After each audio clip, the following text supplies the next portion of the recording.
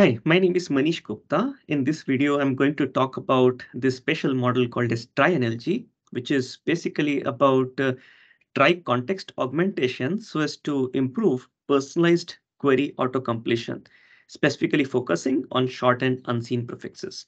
In the past few videos, I've talked about retrieval augmented generation. In this particular case, we will see how the generation is augmented using these trie-based indexes rather than other kinds of face index or other dense retrieval indexes. So let me start by talking about what is the query auto-completion problem and what is Trie-NLG, right? So all of us search on various search engines, and as soon as you type a few characters, the search engine recommends various query completions or query suggestions, right? So that is basically what is called as query auto-completion. Now, typically query auto-completion, the most popular way of doing it is basically using the wisdom of the crowds. That approach is also called as most popular completion in the sense that if somebody has typed in AM, and if the most popular completion for that is America or American Airlines or Amitabh Bachchan, that is what you show in the drop down. Right? This is basically supported by historical popularity in query logs. Right? So thus, the most popular completion method captures popularity. Right? However, it cannot be used very nicely so as to support personalization. So if I'm a user from India for AM, I might want to see Amitabh Bachchan versus if I am a user from US, I would like to prefer to see American Airlines at the top. So how do we capture personalization? Well, personalization can be captured by passing in extra session queries. So queries done by the user, previous queries done by the user in the same session. And that can be easily passed as extra input to natural language generation models. So these kinds of models can take previous queries in the same session along with the user typed prefix, the partial query as input. And then they can actually predict what will be the personalized completion for such partial prefixes. Okay. However, there is a challenge, and the challenge is with short and unseen prefixes. For short prefixes, there is a whole bunch of ambiguity, right? So essentially, you want personalized suggestions for short prefixes. Now, for unseen prefixes, the most popular completion just does not work because it has been unseen. Right? And that is where natural language generation models help. However, natural language generation models suffer from challenges as well. So, for example, natural language generation models cannot incorporate popularity at all. They also suffer from hallucination, right? So therefore, a good idea is to combine the power of the two, Trie and NLG together.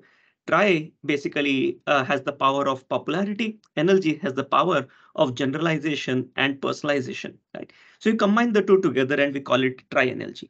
Trie-NLG is in some ways a retrieval augmented model, where the retrieval essentially is supported by tries.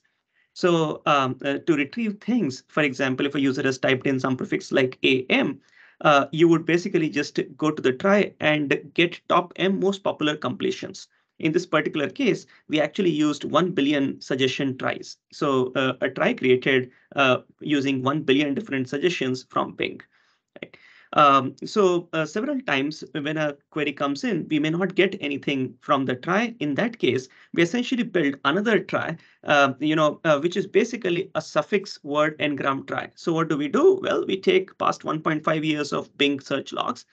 And then for every query which contains several words, we basically compute suffix n-grams, suffix word n-grams. So if the query was, let's say, Houston climate action plan, we would basically just take plan, action plan, climate action plan, and Houston climate action plan, all of those suffix word n-grams, and then put them in the trie. So for example, for CLIM, hypothetically suppose that there was no particular completion in our main trie, we would still get a completion in the suffix word n-gram trie because it would match with this trigram, sub-climate action plan. So we call that particular suffix n-gram trie as a synthetic trie, and the suggestions coming from synthetic trie are basically, the method is called as MPC synth, most popular completion from synthetic completions. Right? So either way, the idea about retrieval is to actually either get the retrieved suggestions from the main trie or retrieve them from the synthetic trie. And then these extra completions that you get, whether you get from the main trie or you get from the synthetic trie, they essentially form extra context, which is passed to a transformer-based NLG encoder-decoder model. So in this model, you basically pass the session previous queries in the session. With the separator, pass the completions, top M selected completions from either of the two tries, and then also pass the user prefix. And then, the transformer encoder decoder network works as usual.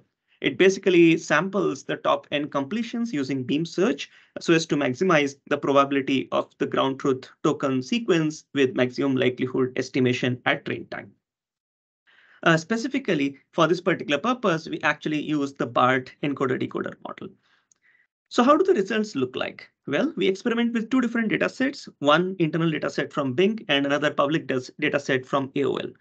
The data sets are split temporally into train, validation, and test. So therefore, the oldest part of the data set is in train, and then there is a small part in validation, and then the latest part is in the test part, is in the test split. The data set, each of the train, test, and validation parts are also split into two other parts, seen and unseen. So seen part basically contains prefixes which were seen at train time, while unseen part contains prefixes which were unseen at train time. So in fact, what is observed is that 12.4% and 11.4% prefixes were unseen in the train part of Bing and AOL when looked up into the test part. Right? What you see here are the results on the test part of those data sets. What you see here are the results on the test part. The upper set of results basically are shown for the Bing dataset. The lower one are shown for AOL dataset. Right? Because of confidentiality of the results, we really cannot show actual results for Bing, and therefore what you see is improvements. So all of those results actually, we show results for seen plus unseen parts, seen part separately, and unseen part separately. And then for the Bing dataset, what you see is improvements on top of MPC train and MPC synth. So most popular completion using the train part, using a trie trained on the train part, and the MPC synth, which is basically the synthetic trie or the suffix word engram trie. But on AOL dataset, since it's a public dataset, we show the actual values and not really any improvements. Right? So these are actual absolute values rather than relative improvements. Right? So we show results using various baselines. So for example, here is an MPC train baseline. So this is the most popular completion kind of solution using the trie built on only the train part of the dataset. Then there is also MPC main. So rather than just using the train part of the data set, we also built a main trie, which is similar to the trie-based solution. It's just that it has been built on much larger data, right? Then there is MPC main plus MPC synth. So basically saying that, hey, if the prefix is unseen at train time, we'll still be able to actually get some results for it from the trie because we support it using the synthetic trie or the word suffix engram trie. So therefore, what you see here is that if you use MPC train, you essentially observe that on the seen part, for example, here, if you basically look at the AOL data, if you see MPC train on the unseen part, you will basically see no results at all because, well, the MPC train, if a prefix is unseen, well, you get nothing from it. Similarly, MPC main also, if the prefix is unseen, you get nothing from it.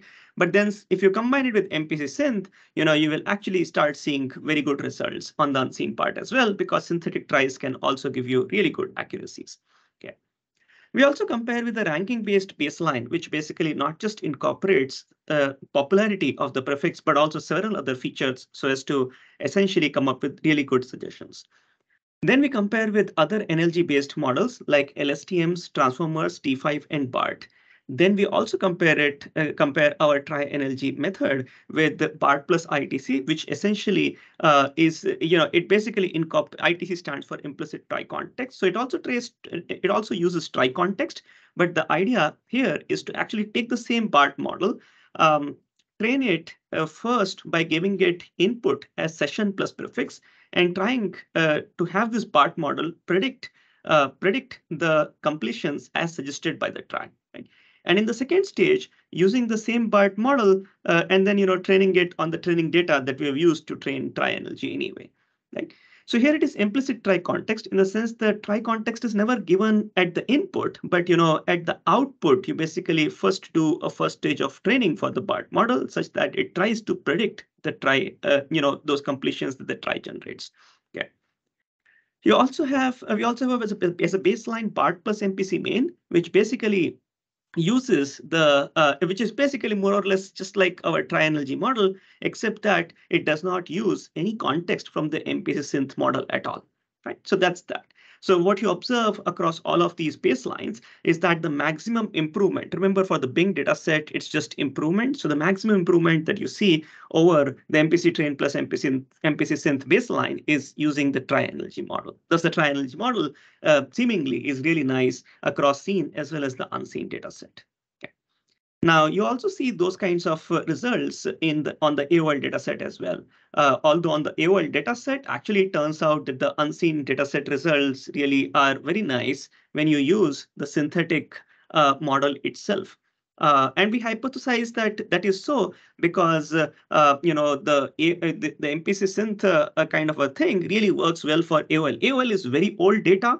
So AOL query logs became public. It's an infamous data set where AOL query logs were made public somewhere around 2006, 2007. And then therefore, the idea is that maybe just the synthetic suggestions really do very well in those cases. So therefore, for unseen, actually synthetic tries actually help a lot. But then overall, if you look at it, still the TrieNLG model gives you the best results. Now, we had a very interesting question in mind that, hey, what happens if you, or rather, how many suggestions from the try are helpful, right? So we observed that the best results using TrieNLG are obtained when 3 try suggestions are augmented as part of the input for the BART model in the TrieNLG framework, right? Lastly, we also tried to see that, hey, if you take those 3 suggestions from the try, what % of those suggestions does the BART model retain and copy at the output? Right. So essentially, of course, you can do this for seen part of the test set only. So for both the Bing and the AOL set, we basically observed that, for the Bing set, a large part of the try suggestions, in fact, about 23% of those suggestions, 23.6% of those cases, all 3 suggestions by the try are actually put out at the output, by the BART model. So BART model really nicely learns to copy really good ones. Okay. However, if you look at it, about 30% are actually copied in two of those. So in 30% of the cases, 2 suggestions are copied at the output. Now, if you look at the AOL data set, as you see here, only 3% cases, essentially all 3 suggestions are copied from the input right to the output. Now, again, this could be because AOL is a very old data set, and when you augment it with respect to, maybe the tries which have been essentially, so for TrieNLG, we essentially use the MPC main tries, and then, maybe the main tries which are built using the Bing data, very recent data, are not as good for completions which were done way back in the past. Right? So that's basically that. So therefore, what you see is that the copying is not that great for AOL data, but it is very nice for Bing data, which makes sense because of the temporal differences in the 2 data sets. Okay. Lastly, about efficiency, yes, you might think that, hey, try-based augmentation may cause a lot of latency degradation. However, that's not the case. So try lookups are actually very cheap compared to the BART generation time. Therefore, the overall time that is required by TrieNLG is very much comparable to the amount of time that it would take for the BART model so as to come up with completions. Okay, so in short, in this video, I talked about TrieNLG model for personalized query auto-completion, where the additional context is retrieved from the main try or the synthetic try. We also combined popularity signals from tries and personalization signals from previous session queries using the NLG model. TrieNLG is shown to give around 57% and 14% boost in MRR over the popular try-based lookup and strong BART-based baseline methods. Right. So hope you liked the video. Thanks for watching. Connect with me on my LinkedIn or look at my research on my homepage. This paper will basically be presented at ECML PKD 2023 in the next few months. Thank you.